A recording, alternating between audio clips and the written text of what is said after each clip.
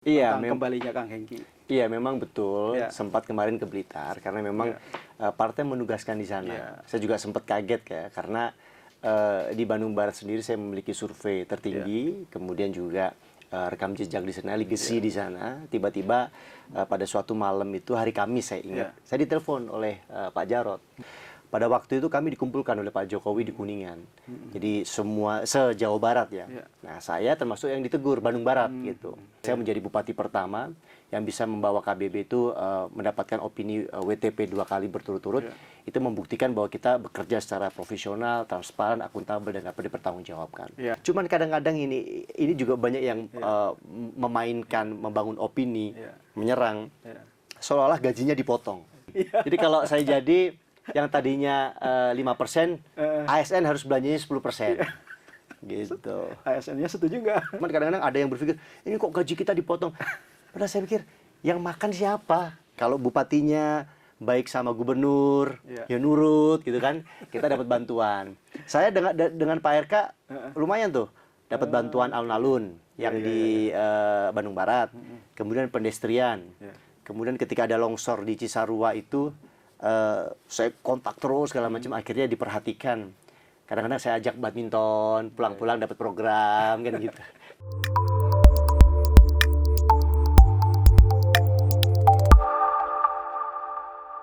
Apa kabar Tribuner? Ketemu lagi di program Mata Lokal Memilih bersama Tribun Jabar. Satu program menghadirkan para tokoh politik yang ingin memajukan daerahnya melalui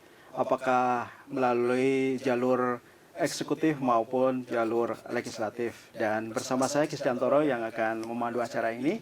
Tribuners, hari ini kita kedatangan tamu yang istimewa dan beliau bercita-cita ingin melanjutkan membangun daerahnya, yaitu Kabupaten Bandung Barat. Kita sapa saja, beliau adalah Kang Hengki Kurniawan. Assalamualaikum. Waalaikumsalam. Kang, alhamdulillah. Terima kasih loh, saya sudah diundang di sini loh. Senang banget juga suatu kami kebanggaan bisa ada di ruangan podcast Tribuners. Tribun. Oke. Kang Hengki, kita ngobrol-ngobrol ya. Boleh. Saya juga kan mengikuti perkembangan isu politik di Kabupaten Bandung Barat. Terima dan kasih. Kang Hengki kembali bercita-cita untuk membangun Bandung Barat. Insya Allah. Dan di beberapa bulan terakhir yang lalu itu sempat berpamitan gitu ya, ke Blitar katanya. Dan hari ini kembali lagi ke Bandung Barat. Apa yang hari ini sedang dilakukan dan mungkin sudah bertemu juga dengan warga di sana dan apa respon mereka tentang kembalinya Kang Hengki. Iya, memang betul. Sempat kemarin ke Blitar karena memang partai menugaskan di sana. Saya juga sempat kaget ya karena di Bandung Barat sendiri saya memiliki survei tertinggi, kemudian juga rekam jejak di sana, legacy di sana. Tiba-tiba pada suatu malam itu hari Kamis saya ingat, saya ditelepon oleh Pak Jarot. Besok ke Kota Blitar, dampingin ibu ziarah di sana. Nanti ada tugas khusus lah di sana. Ya udahlah, saya langsung berangkat darat ya malam itu. Nyampe Blitar, Kota Blitar itu Jumat pagi. Nah, ibu ada acara di hari Jumat setelah sholat Jumat. Nyampe sana, saya diminta untuk fokus di Kota Blitar. Oh, gitu. Katanya untuk menjaga simbol Soekarno, karena tidak ada figur, saya diminta untuk maju di sana. Ya buat saya sih saya senang sekali karena dekat sama ibu. Ya, kemudian juga kalau bicara Kota Blitar ini kan tentu kita juga berpikir kos politiknya ya, pasti jauh lebih murah gitu. Nah, langsung tuh seminggu setelah itu saya konsolidasi dan lain sebagainya. Tiba-tiba teman-teman di Jawa Barat, partai itu pada keberatan semuanya. Dan saya sudah kadung pamit juga karena memang di makam itu bukan hanya Pak Jarot, tapi Mas Hasto juga menegaskan bahwa untuk Kota Blitar nanti ada sosok muda sudah dikenal yang akan maju di sini. Nah, tiba-tiba karena ada desakan dari teman-teman di Jawa Barat, khususnya partai, ya akhirnya galau juga nih DPP nih. Dan juga saya baru merasakan ternyata masyarakat juga melankolis juga gitu. Betul. Ketika saya pamit, saya baca waktu itu, waduh, merasa kehilangan dan lain sebagainya. Terharu juga gitu. Ternyata apa yang saya lakukan atau selama 5 tahun ini berkesan, kemudian masyarakatnya juga menyayangi saya. Alhamdulillah sebuah keberkahan. Tapi sekarang akhirnya saya kembali lagi ke Bandung Barat. Gas kan. Nah, itu apa yang melandasi Kang Hengki kemudian kembali lagi untuk berkarir politik di Bandung Barat? Ya, pertama kalau saya sebagai kader partai, saya siap ditugaskan di mana aja. Itu juga karena tugas partai ya? Iya, tugas partai. Tapi ternyata ya karena satu tadi, pertimbangan banyak hal ya, mulai dari hasil survei, rekam jejak, dan juga partai sendiri ya di Bandung Barat, ya kalau misalnya tidak mengusung saya, ya hanya menjadi penonton gitu lah. Maksudnya, ya hari ini saya alhamdulillah diberikan kepercayaan survei tertinggi, tingkat kepuasan publiknya juga alhamdulillah 63%, sehingga itulah yang menjadi pertimbangan DPP akhirnya waduh udahlah di Bandung Barat lagi dikembalikan. Karena kalau di Kota Blitar ya mungkin ya memang PD-nya sudah kuat di sana karena memang ada makam Bung Karno di sana, sehingga ya insya Allah dengan kader siapapun gitu ya, dengan kerja keras kader partai, mesin partai, mudah-mudahan tetap menang gitu. Meskipun pengalaman tahun sebelumnya kan ada Kota Blitar, ada Kabupaten Blitar. Kabupaten Blitar ini sudah diambil oleh partai lain. Nah, selama pemilihan terbuka, pilkada terbuka ini secara langsung ini, baru kali ini Kabupaten Blitar kalah dengan partai lain. Itulah yang menjadi pertimbangan awalnya DPP untuk saya harus ke Kota Blitar. Jangan sampai nanti kayak kabupaten nih kehilangan kepala daerah gitu. Awalnya sekarang Kota Blitar sudah aman ya sekarang ya. Makanya Kang ya, bisa ke ada yang diusung dari kader partai, ya kita doakan. Tapi kemarin Pak Jarod sempat telepon kan. Saya turun seminggu dengan mungkin bisa dilihat di Instagram kan, saya juga datang ke podcast media, kemudian turun ke masyarakat dan lain sebagainya. Malah kemarin hasil survei saya di Kota Blitar tinggi banget gitu. Dalam waktu seminggu itu bahkan saya langsung gerak cepat konsolidasi dengan partai-partai yang lain. Ya karena DPR-nya hanya 25 kursi, sedangkan awalnya kita berkolaborasi dengan salah satu partai dan itu cukup besar kursinya.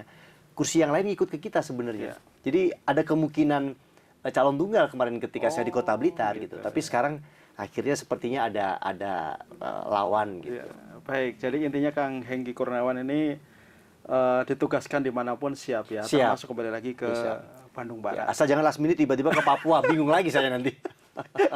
Harus sosialisasi dulu kan. Baik Tribuners, sebagai informasi, Kang Hengki Kurniawan ini pernah menjabat sebagai Wakil Bupati 2018, 2021, kemudian baru 2021, 2023 naik Bupati menjadi Bandung Barat. Bupati Bandung Barat di 2021, 2023. Ya. Nah, Kang Hengki, artinya Kang Hengki ini sudah punya pengalaman begitu ya. Pernah ada sesuatu yang dilakukan di Kabupaten Bandung Barat gitu. Nah, mungkin bisa diceritakan juga ke Tribuners nih. Ketika 2 hari nggak apa-apa ya saya cerita di sini ya. Terlalu banyak ya. Terlalu banyak ya. Nggak, maksudnya 2 tahun coba saya ringkes 2 hari atau saya ringkes lagi jadi 2 menit. Ringkes lagi jadi 2 menit. Ini kan kita menangkap reaksi warga ketika Kang Hengki pamitan dari Bandung Barat gitu kan. Ada kesedihan di situ. Jadi artinya kan ini deket lah gitu dengan mereka dan ada sesuatu yang sudah dilakukan. Ya, pertama saya ini kepala daerah angkatan COVID-19. Pada saat saya memimpin menjadi PLT kemudian menjadi bupati definitif itu kan kita sedang mengalami COVID-19. Pada waktu itu kami dikumpulkan oleh Pak Jokowi di Kuningan. Jadi semua se-Jawa Barat ya. Nah, saya termasuk yang ditegur Bandung Barat gitu.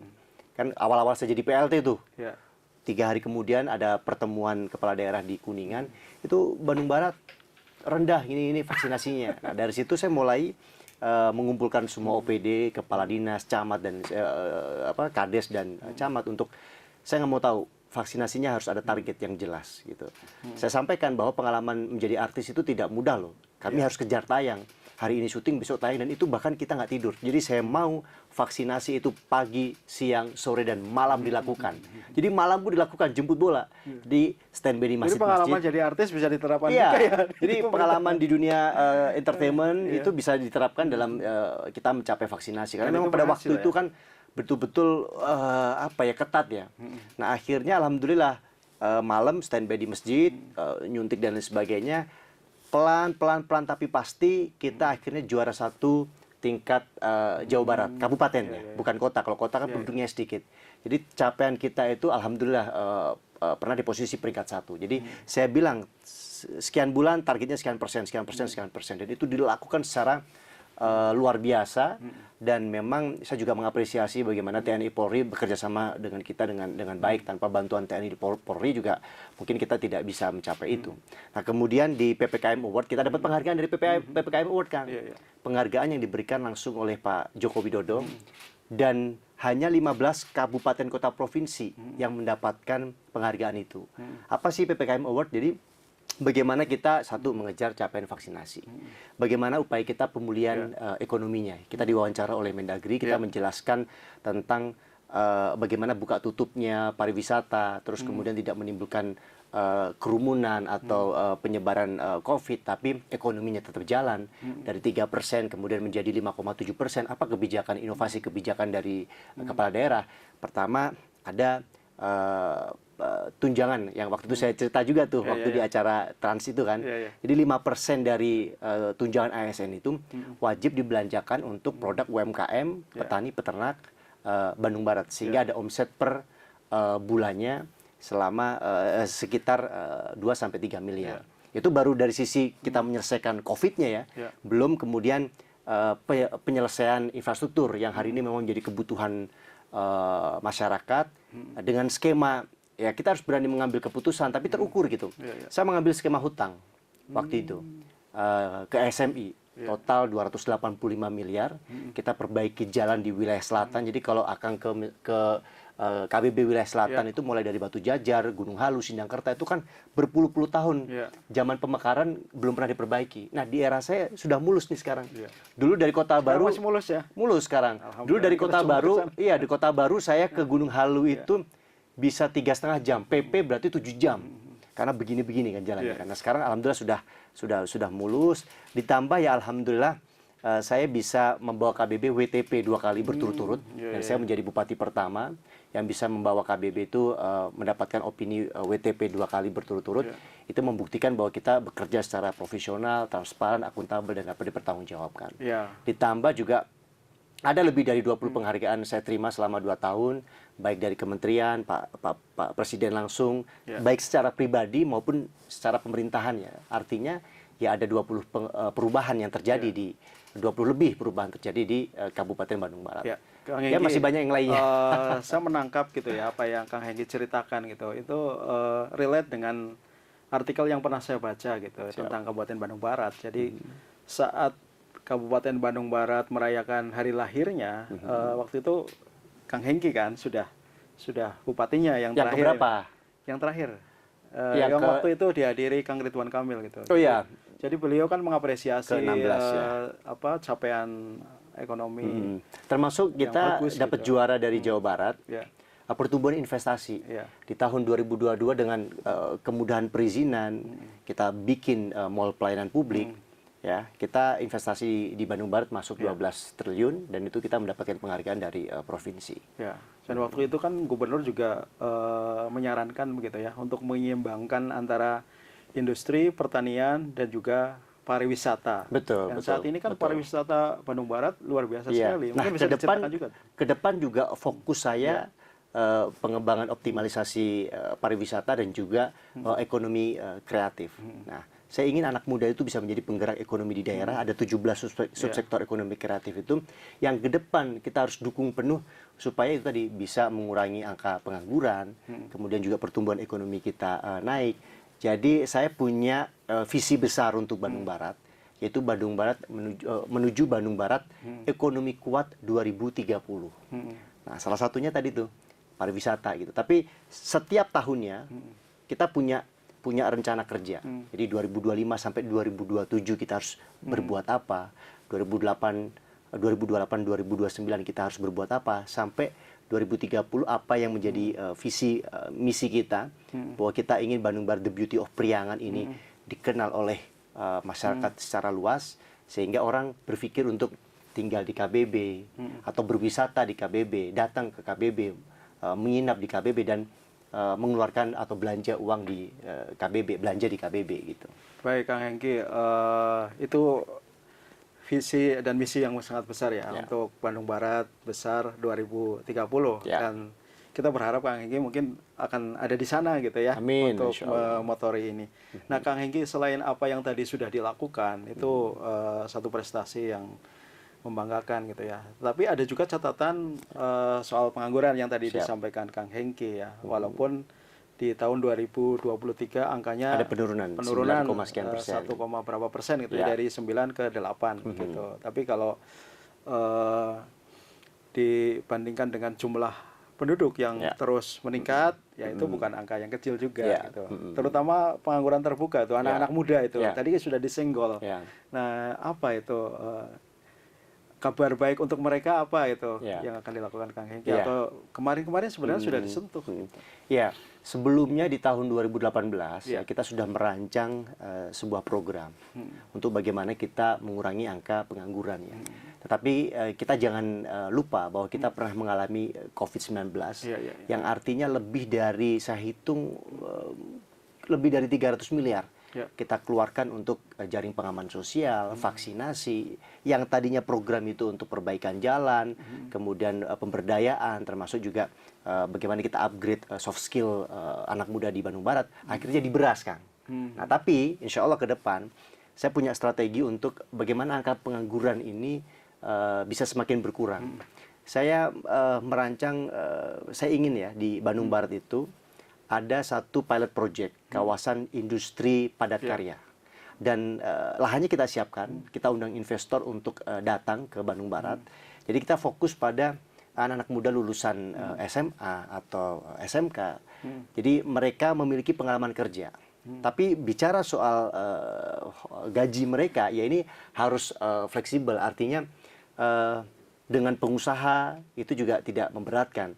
Mungkin bisa kita buat gaji tidak di bawah UMP, upah minimum provinsi, tapi tidak berlaku UMK kabupaten. Ya kan 3, sekian kan gitu. Tapi di tengah-tengah. Tapi ini khusus untuk tadi pengangguran terbuka, anak-anak muda yang tidak melanjutkan kuliah. Nah, kita akan buat satu kawasan industri padat karya. Tanahnya ada. Jadi sebelum saya selesai itu, saya membuat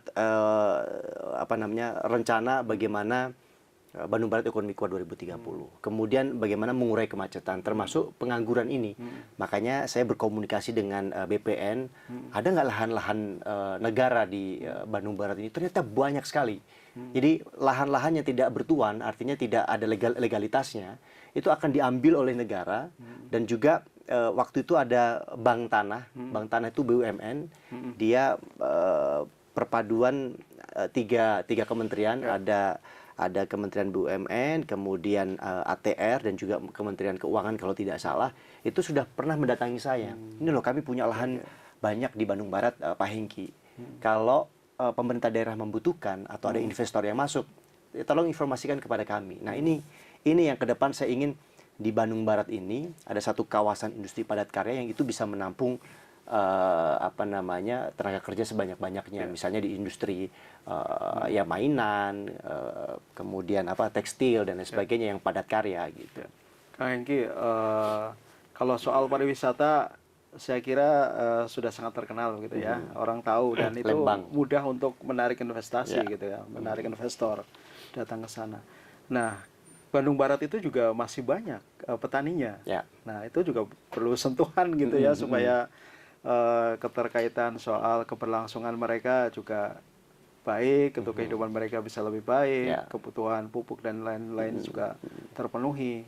Nah, itu juga perlu ada sentuhan kebijakan dari pemerintah. Ya, di era saya itu ada bantuan untuk pertanian mulai dari 1.000 traktor itu pernah kita berikan.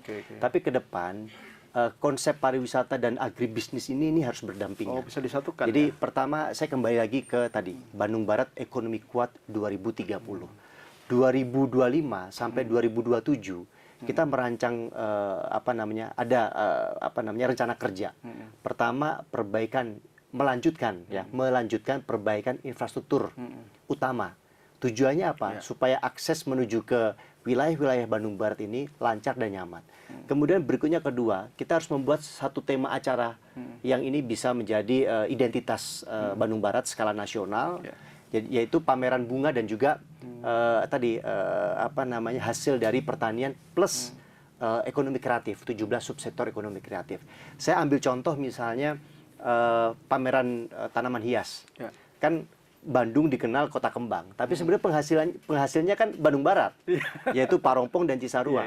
Sehingga saya akan membuat satu tema event besar ini, yang nanti orang-orang akan datang ke sini, agenda tahunan. Nah, kemudian ketiga ada strategi sosial medianya harus masif, sosialisasi. Bagaimana ada awareness dari masyarakatnya untuk ayo mengkampanyekan Bandung Barat, the beauty of Priangan, the beauty of Priangan. Kemudian 2028 ke 2029 kita perbaikan lagi infrastruktur penunjang seperti drainase, jembatan dan lain sebagainya. Kemudian sosial medianya juga kita kembangkan sehingga di 2030 branding the beauty of Priangan termasuk event tadi itu bisa berjalan secara nasional masif sehingga produk-produk pertanian tadi di pameran itu juga mendapatkan omset. Tapi dengan kebijakan saya yang kemarin yang 5% itu sebenarnya itu juga berlaku bagi produk pertanian, kemudian warung-warung, kemudian UMKM, peternakan. Makanya waktu PMK, penyakit mulut dan kuku itu, alhamdulillah tidak banyak kerugian bagi peternak di Bandung Barat. Kita termasuk besar loh. Ada sekitar kalau tidak salah ya 60.000 peternak yang di wilayah utara itu peternak sapi untuk susunya untuk salah satu perusahaan besar itu kan kemarin banyak yang meninggal karena penyakit PMK tadi. Nah, kami pemerintah gerak cepat, mulai dari kita minta bantuan ke kementerian, plus hewan sapi yang meninggal itu dibeli oleh ASN untuk dikonsumsi dengan tadi tuh tunjangan yang 5% tadi. Nah, kalau untuk sapi yang terkena PMK kan ini aman dikonsumsi, jadi itu langsung kita beli juga. Nah, sehingga omset untuk petani, peternak itu di era saya ya alhamdulillah mereka mendapatkan omset. Aman ya berarti ya? Aman insya Allah. Jadi kita punya di dinas pertanian kita beberapa kelompok-kelompok tani ini produknya secara bergantian diserap oleh ASN Bandung Barat. Oke, Kang Hengki, mudah-mudahan itu berjalan dengan baik ya. Amin. Jadi ada nanti dinaikin. Jadi kalau saya jadi yang tadinya 5%, ASN harus belanjanya 10%. Gitu. ASN-nya setuju nggak? Ya gini, kan sebenarnya mereka 10% itu sebenarnya kalau dihitung per bulan, itu sama dengan pengeluaran dia per hari. Cuman kadang-kadang ini juga banyak yang memainkan, membangun opini, menyerang, seolah-olah gajinya dipotong. Padahal itu maksudnya untuk belanja dan dikonsumsi sendiri. Di Bandung Barat kan sendiri, ya? ASN Bandung Barat itu Kang, itu banyak yang berasal dari kota Bandung. KTP-nya kota Bandung dan Kabupaten Bandung. Mereka bekerja di Bandung Barat, kemudian sorenya pulang ke kotanya masing-masing, ke daerahnya masing-masing. Ya ini harus ada kepedulian. Hampir 50% lebih loh ASN kita itu bukan orang warga Bandung Barat. Nah, sehingga saya ingin ada kepedulian, bekerja di Bandung Barat, dapat gaji dari Bandung Barat, ya belanjanya harus di Bandung Barat. Dan sekali lagi itu bukan untuk bupati atau untuk siapa gitu, tapi untuk Bapak Ibu sendiri gitu sebagai. Jadi artinya ekonomi biar berputar di Bandung Barat. Dan kalau kan butuh beras belinya ya dari petani di Bandung Barat. Kan setiap bulan juga pasti makan beras, makan nasi kan. Butuh gula kan. Ya kadang-kadang hanya tempat belanjanya aja yang tadinya di Kabupaten Bandung atau di Kota Bandung ini harus beli di warung-warung di Bandung Barat. Hanya itu aja. Cuman kadang-kadang ada yang berpikir, ini kok gaji kita dipotong. Padahal saya pikir, yang makan siapa? Ini hanya itu memang kadang-kadang perlu edukasi juga, gitu betul, perlu sosialisasi yang baik. Di petani atau pedagang yang ada di Bandung Barat gitu. Nah, Kang Hengki, jadi dari sekian banyak cerita program yang sudah dilakukan, kira-kira menurut Kang Hengki apa itu yang perlu diperbaiki atau evaluasi, dan makanya Kang Hengki perlu kembali lagi ke Bandung Barat? Itu PR-nya apa? Ya, alhamdulillah selama 5 tahun baik menjadi wakil bupati dan bupati tentu saya tahu apa yang menjadi kebutuhan masyarakat. Ya, saya juga sudah mengidentifikasi berbagai persoalan. Yang paling tinggi memang infrastruktur. Saya juga di era saya bangun selain mall pelayanan publik tadi, berbagai pelayanan terintegrasi dalam satu atap. Tapi saya juga membangun comment center. Kita juga memiliki aplikasi yang kita bisa memonitor apa sih yang menjadi isu-isu di sosial media. Memang kebutuhan paling tinggi infrastruktur, Kang. Kalau infrastruktur sudah lancar, aktivitas ekonomi masyarakat lancar, insya Allah, jadi orang wisata ke KBB itu nggak kapok dengan infrastrukturnya yang ini. Termasuk juga kita ingin melakukan pemerataan di wilayah selatan Bandung Barat. Nah, sehingga kalau sudah merata, wisata itu bukan hanya fokusnya di utara, tapi kami ingin juga pengembangan wisata di KBB wilayah selatan dengan bermitra dengan investor yang lain supaya tumbuh ekonominya dan tidak kalah indah dari Lembang. Lembang udah lumayan dingin, indah segala macam. Selatan kalau kita ke sana itu nggak kalah indah. Selatan contohnya? Contohnya mulai dari Batu Jajar, kemudian Cililin, Ciampelas, Sindangkerta, Rongga, Gunung Halu. Itu berbukit-bukit juga, ada curug di sana, ada Curug Malela, orang mengenal ya Niagara, ya Little Niagara. Intinya kalau kita bersaing teknologi, kita kalah mungkin sama negara tetangga gitu, Singapura. Tapi kalau bersaing sumber daya alam, Bandung Barat nggak kalah dengan negara lain. Kalau soal tadi ya prioritas pembangunan infrastruktur, ya, itu kira-kira PAD-nya cukup nggak? Atau akan mengabaikan kebutuhan yang lain gitu? Atau ada program seperti yang tadi disampaikan, pinjam? Ya, memang secara bertahap ya. Tetapi juga kita harus kreatif gitu. Di era saya juga kita, jadi kalau misalnya Akang dari keluar tol Padalarang, itu kan dulu, kebayang nggak? Dulu kan belum ada apa namanya flyover. Sekarang kan sudah ada. Dulu kita mau keluar aja, orang ngantri, di tol aja udah ngantri. Sekarang kan ini kan, lancar kan? Karena ada flyover tadi di pertigaan itu jadi nggak macet. Nah, itu tidak dibangun menggunakan uang kita, tapi menggunakan CSR. Kuncinya adalah komunikasi yang baik tadi tuh. Kolaborasi pentahelik, bagaimana kita ya kolaborasi antara pemerintah, akademisi, media, masyarakat dan swasta kan. Kita intinya komunikasi yang baik. Nah, dengan CSR itu kita bisa lebih dari 100 miliar kita ngebangun jalan, termasuk di Cisarua, Cipada sampai ke Cikalongwetan itu kita pakai CSR kan. Intinya semuanya harus dikomunikasikan yang baik. Kalau bupatinya baik sama gubernur, ya nurut gitu kan, kita dapat bantuan. Saya dengan Pak RK lumayan tuh, dapat bantuan alun-alun yang di Bandung Barat, kemudian pedestrian, kemudian ketika ada longsor di Cisarua itu saya kontak terus segala macam, akhirnya diperhatikan. Kadang-kadang saya ajak badminton, pulang-pulang dapat program kan gitu. Jadi memang harus komunikasi. Iya, harus komunikasi, harus ajak, ya pokoknya nggak bosen-bosennya lah kita datang ke kementerian dan lain sebagainya. Artinya memang nanti menyatukan kekuatan APBN, kekuatan APBD provinsi dan kekuatan APBD Bandung Barat gitu. Memang nggak bisa sendiri karena saya menghitung ya, kalau kita mau mulus jalan di Bandung Barat lebih dari 2 triliun kan kita hitung. Yang artinya itu tidak 1 tahun anggaran selesai, harus bertahap kan gitu. Baik. Tribuners, itu tadi ya perbincangan kita soal jejak rekam Kang Hengki di Bandung Barat, dan beliau ingin bercita-cita untuk terus membangun Bandung Barat menjadi lebih baik lagi. Nah, Tribuners, agar Kang Hengki bisa kembali ke Bandung Barat itu membutuhkan perahu gitu ya, untuk bisa sampai ke sana supaya bisa terus berlayar. Mohon doanya, mudah-mudahan lancar. Kang Hengki, ini mungkin bisa sharing juga ya terkait dengan proses politik begitu ya, atau komunikasi di internal PDIP atau dengan partai-partai lain supaya ya perahu ini bisa berlayar ke KPU gitu. Nah, ini sejauh ini sudah sampai mana? Ya, hari ini justru saya sedang menunggu dari internal partai saya gitu ya. Alhamdulillah kemarin hari Sabtu mendapatkan rekomendasi resmi B1 KWK dari Partai Nasdem. Itu sebagai syarat untuk kita daftar ke KPU, dan juga tanpa B1 KWK kita nggak bisa juga ikut pilkada kan gitu. Nah, sudah keluar dari Partai Nasdem. Nah, hari ini setelah podcast ini saya mau laporkan ke PDIP untuk ya jemput bola B1 KWK dari PDIP. Nah, kalau sudah keluar berpasangan, saya dengan pasangan saya, ya kita syaratnya terpenuhi. 10 kursi, tinggal kita 27 sampai 29 kita baru daftar ke KPU. Mohon doanya. Amin. Nah, Kang Hengki, selain dua partai ini, apakah Kang Hengki juga berkomunikasi dengan partai lain? Kayaknya di luar PDIP ataupun Nasdem juga mereka masih bingung juga tuh mau kemana gitu, memberikan dukungan atau mau melakukan itu juga. Kalau saya sih prinsipnya membangun Bandung Barat itu selalu sama-sama. Ya.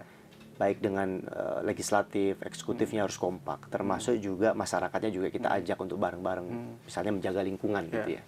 Nah, terkait politik juga terkait ya bagaimana KBB ke depan, saya sudah awali komunikasi dengan partai-partai, semua partai, untuk ayo kita bareng-bareng, untuk kita sama-sama segala macam. Tapi memang partai-partai itu kan ada ego juga, ada yang memang ingin mengusung kadernya untuk B1-nya, untuk bupatinya, ya kita hargai keputusan itu. Termasuk juga ada yang masih menunggu arahan dari DPP seperti apa, apakah bergabung dengan Kim ataukah misalnya dengan kita sebagai incumbent dan lain sebagainya.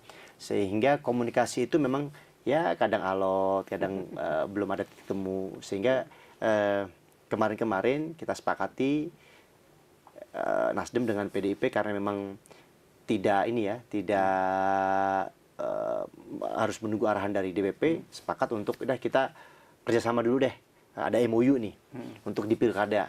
Entah nanti ke depannya ada partai-partai yang akhirnya bergabung ya alhamdulillah gitu. Tapi sekarang yang penting syarat kursinya terpenuhi dulu gitu. Ya kita berharap ya partai-partai lain seperti Golkar, Gerindra dan lain sebagainya, PKB itu bisa sama-sama dengan kita gitu. Ya, Kang Hengki, Kang Hengki sudah berhasil gitu ya mendatangkan investor ke Bandung Barat, membangun pariwisata dan lain sebagainya. Dan juga berhasil menghadirkan para artis untuk ya ikut terlibat membangun Bandung Barat ya waktu itu ya di program-program pameran, kegiatan, wisata dan sebagainya. Dan hari ini ternyata juga banyak artis yang hadir ke Bandung Barat untuk bertarung. Nah, respon Kang Hengki yang juga berlatar belakang artis, kemudian sekarang menjadi politisi, apa? Ya, pertama saya seneng ya, banyak artis yang sekarang sudah mau terjun ke politik. Ya, mau melakukan kerja-kerja politik, mau menjadi pelayan masyarakat. Yang penting memahami apa yang menjadi tugas dan tanggung jawabnya gitu ya. Ya, kalau saya sih berusaha bagaimana kemarin-kemarin ya, membawa KBB itu semakin dikenal oleh masyarakat. Berbagai event yang kreatif itu kita buat, seperti triathlon, itu banyak bintang-bintang juga datang. Sampai Raffi Ahmad tuh 2 kali tuh naik helikopter ke event-event saya. Kemudian ada KBB Runs dan lain sebagainya, kemudian ada road race. Jadi sport tourism itu harus menjadi salah satu agenda saya, salah satu event kreatif yang alhamdulillah bisa mendongkrak ekonomi. Termasuk KBB Expo itu ada Rizky Febian bintang tamunya, itu omset 2 hari pameran kita 3,5 miliar. Karena kan kita bekerja sama dengan salah satu bank, QRIS-nya segala macam. Alhamdulillah ternyata sebuah program atau event yang kita rancang betul-betul dengan baik, sosialisasinya dengan baik, dikerjakan oleh SDM yang betul-betul pelaksana teknisnya sesuai dengan bidangnya, targetnya terpenuhi. Nah, saya juga sering ya kemana-mana gitu, baik ke artis, ke pengusaha, menjual tanda kutip Bandung Barat. Bagaimana potensi KBB ke depan, ada kereta cepat, kemudian pendapatan daerah terbesar di sektor apa. Termasuk Raffi juga, ayo investasi di Bandung Barat ini. Yang kemudian sekarang Raffi mendorong ada iparnya gitu. Kemarin-kemarin sih, wah gue dukung lagi gitu. Kalau sekarang akhirnya harus bertarung ya nggak masalah juga. Semua orang memiliki hak politik ya, hak memilih maupun dipilih. Ya saya hargain teman-teman artis, mari kita beradu ide dan gagasan, bagaimana kita bisa memberikan solusi untuk masyarakat. Tapi saya bisa sampaikan bahwa semua yang hari ini ada dalam pikiran calon bupati itu sudah ada di pikiran kita. Bahkan di tahun 2018 sudah kita rancang gitu betul-betul, karena kita insya Allah paham kebutuhan masyarakat. Tapi ingat kemarin kan COVID gitu.